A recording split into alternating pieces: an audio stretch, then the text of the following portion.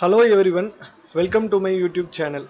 In this video, we are going to discuss about what is deep learning. In my previous video, I discussed about machine learning to some extent to provide an overview about what machine learning is all about.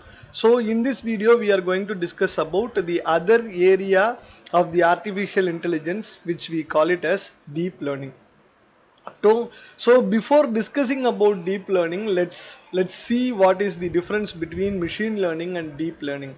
Both the machine learning and deep learning are the child for artificial intelligence. Artificial intelligence is the broad spectrum where the scientists and people are trying to mimic similar way like our human brains. So in order to do that, they started implementing and they started discovering lot of things. The first invention to that is machine learning, where we will be using machine learning algorithms and other things to do predictions to mimic the human brain. Similarly, when we go bit deeper, trying to mimic the similar way in which human brain works, then we call that as deep learning. So deep learning and machine learning are the childs for the same spectrum called as artificial intelligence, right? So in this video we are going to discuss slightly deeper and trying to understand deep learning in a very simplistic terms. To understand deep learning, we need to understand the human brain. To answer this question, understanding human brain is not that much easy, but let's try to understand whatever we able to understand in a smaller manner, right? So what is human brain is all about? Human brain is in this picture, shown in this picture. This is the central part of our nervous system. Back to our biology classes. So this is the central part of the nervous system which controls the complete activity of reasoning, listening, everything whatever we perceive as humans is done using this thing. So what this is made of? Human brains are made of something called as neurons. So neurons looks like this, whatever shown in this picture. So we need to understand some components over here, right? So in this diagram you can see the neuron which contains nucleus, which contains axon, myelin sheath, and there is something called dendrites and there is something called axon terminals. These are all quite important thing to know. So what this is all about? Dendrites is nothing but an input function which takes the input and then it do some processing using the nucleus and all these things, and then using the axon terminals it will pass the output. So this is all about a simple processing unit. So the complete processing of input, the processing and the output happens with a single neuron. Now when it comes to human brain, this is not about a single neuron. This is going to be a group of neurons which are connected with each other in a most complicated fashion. This is how a typical network of neurons looks like, where all the set of neurons are connected with each other, which forms this complete network. So how this helps? Now let us take something like this. Let me take a picture of a cat, right? So our brain recognizes this as a cat. How it does so? So we already trained our brain by giving the similar type of an input. It is like we had already trained this network with the inputs of different cat pictures. So we know, see, if this is having a ear like this, if this is having an eye like this, if this is having a nose like this. So if I know all these things, then my brain is already trained, my network of neurons is already trained. So what it does, it takes the correct path and it sends me the signal that it is a cat. So now comes the another picture. If you take it as a dog, you can see a dog over here. How my brain recognizes it's a dog? Similar thing, I know how the dog looks like. I am already having the parameters, everything in my brain. Already I loaded all these things over there. So it takes that path, it takes that network, and and then it will tell me it's a dog. So if the same thing happens, if I'm seeing an animal which is not known to me, then what I can do, I can do the same similar type of a processing. I can scan that whatever I'm seeing through my eye, which is a perceptron, and I will send the signals to my brain and store the details in my brain. So this is how a typical biological brain works. Now let's try to mimic the same process and try to do the same using the computers. So in order to do that, whatever the scientist has invented, there is something called as an artificial neuron. What is the artificial neuron? It is similar to the same neuron. Whatever we had seen, the biological brain with the neuron having the input, with the neuron having the output, and there is something which we call it as an activation function which keeps the neuron active in the network. So they've taken these concepts of input, output and activation, and they try to frame a set of network which we saw in the previous picture. In this case you are seeing the similar set. It is like I am having 3 neurons, I am having some set of 4 and 4 neurons in the second and third layer, and in the final layer I am having something as an 2 neurons over there. So what they are doing, they can connect each and every neuron using the complete mesh network, so that this forms the neural network. It is not the organic brain neural network, it is the artificial neural network which we call it as an ANN, right? So here in this set of neurons we will be giving the inputs that will be processed using this network, and then finally the output will be shown. So we are calling the first layer in the network, the first layer is called as input layer, and the other layers are called as the hidden layers, and the final layer is called as the output layer. So let's dive deep into the hidden layers to understand how this thing works, how the signal flow, how the data flow happens between each and every neurons, right?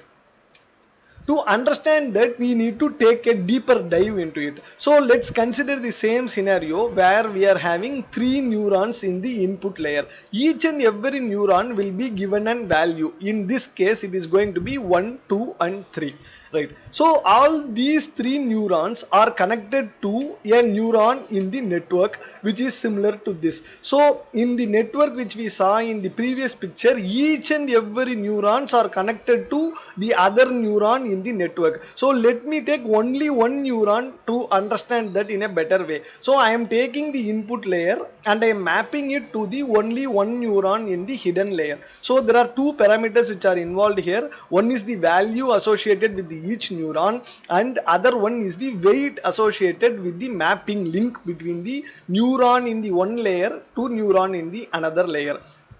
So there comes a formula to understand what it happens to be. We need to multiply the value with the weight which is assigned to the direction. So in this case it is going to be 0.6. So similarly, for a single neuron in the hidden layer, we need to calculate each and every directional weights from all the neurons. So this goes like this. It is like the sum of all the multiplication factors of the value and weight between each and every neuron. So this goes in a similar fashion. If I do the simple mathematics, I will get the value of 2.5. Then what I can do, I can apply something called as a bias. Bias is closely related to the activation function which keeps the neuron in the active state. So the formula goes like this. It's a typical mathematical formula. So the activation function which is getting involved in each and every bias is mentioned here. There are a lot of activation functions which are used depending on the use cases, but typically the mostly used functions are ReLU and leaky ReLU, max out kind of stuff. Sigmoid is also used to some of the cases. So what it happens to be when I take a ReLU? ReLU is very simple. If I take 2.5, see, you can see this graph over here. Whatever the negative values, it is going to be 0, but whatever the positive value, the same value will be retained. So in this case, if it is going to be 2.5, I will be getting the output as same. So this value output of this neuron is going to be 2.5, which is a positive value. So this neuron will be active in this layer. we need to understand these concepts so that we can dive deep into the next layers to understand the complete neural network. So what is the bias? Bias is all about the keeping the neuron in an active state. We are using something called as an activation function, which is the mathematical function which keeps the bias in active state. So there are a lot of functions over there, as we already discussed. Sigmoid, tan h, ReLU, p-ReLU, softmax, etc. can be used. Now let's dive deep into it and understand how it works. Let me take a similar neural network which I take in the initial slide. Now let me take the picture. What I am going to do as the part of the neural network is to recognize the given picture is a cat or a dog. Right, so my network looks something like this. So my output of my network, the output layer of the network, is going to be cat or a dog. So I am having two neurons in my output layer. So in the input layer, ideally there are a lot of neurons getting involved. For the simplicity for understanding, I am taking only 3 neurons. Let me take a cat picture and I will subdivide that picture into 3. Actually we are having 3 neurons here. Ideally, as I mentioned, it is going to be a numerous number of neurons in the input layer. For our understanding, I had taken 3 neurons. So let me take a cat picture and I will divide that cat picture into 3 parts.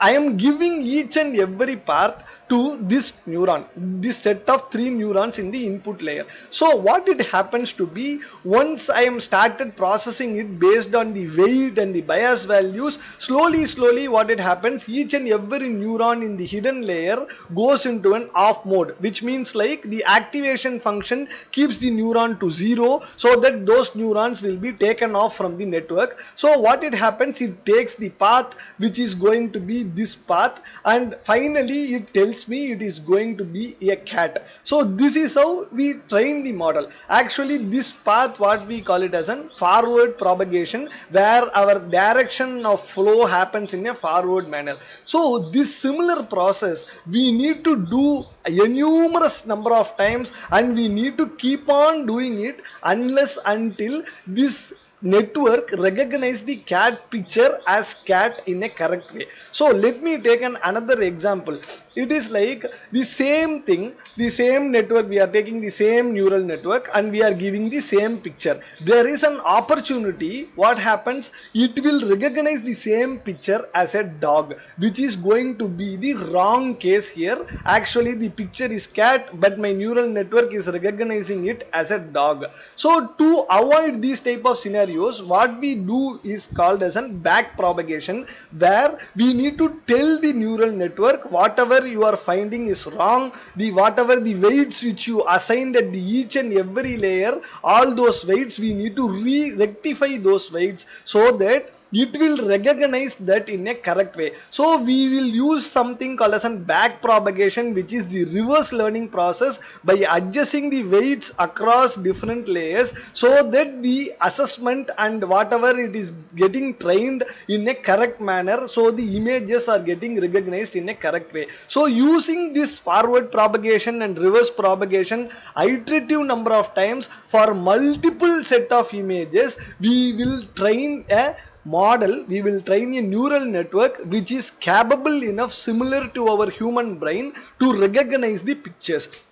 So now once I do all these things, once I do lot of preparation, lot of training using different set of images, my neural network is ready. My network is going to predict whether it is going to be cat or dog. So now if I am giving a new picture over there, using the learning which it learned over the period of time, it simply goes through the regular path and it will tell me it is going to be cat. It uses the same technique of human brain, like recognizing the ears, recognizing the edges, recognizing the eyes, nose, everything in the way it is trained similar to human brain, so that tomorrow if a new picture comes in, it will be recognized as a cat or a dog. So this is a simplistic example I have taken to provide you an overview of how the deep learning and neural networks works. This is all about the convoluted neural networks. So let us take an example. As we already discussed the evolution of artificial intelligence, starting the machine learning to deep learning,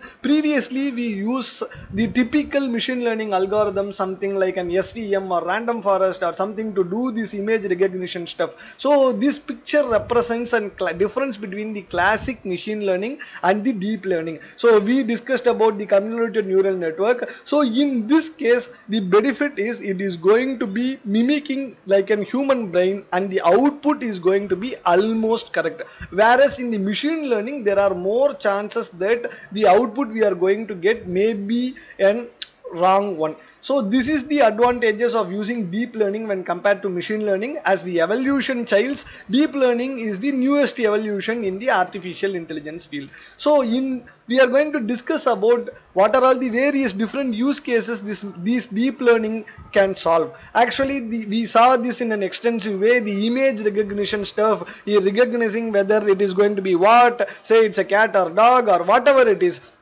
We can recognize the objects within the image, we can recognize the speech, we can do the spell checking, we can do the character recognition. All sorts of image related stuff can be done in a very efficient way using the deep learning. And what are all the advantages of using the deep learning? Deep learning can be implemented in any of the applications. It will be giving you more accurate results compared to your machine learning. Why? Because it is mimicking our human brain. But there are a lot of disadvantages. This deep learning models needs to be trained with extensive amount of data. You need to give lot of data to train it, plus you need to have lot of computing power. The deep learning models needs to be trained using something called as GPU, which is the graphical processing units, which provides you the computing capability to train your deep learning models. But it is going to be very expensive. The processing time of forward propagation and back propagation,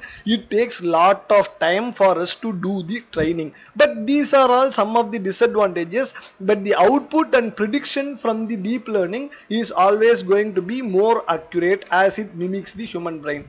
I hope this video has been informative for you. If you like this video, please subscribe, like, and you can provide your comments as well. If you don't like the video, please press on the don't like button as well. So please subscribe to my channel if you want to get the similar type of videos. Thank you for watching.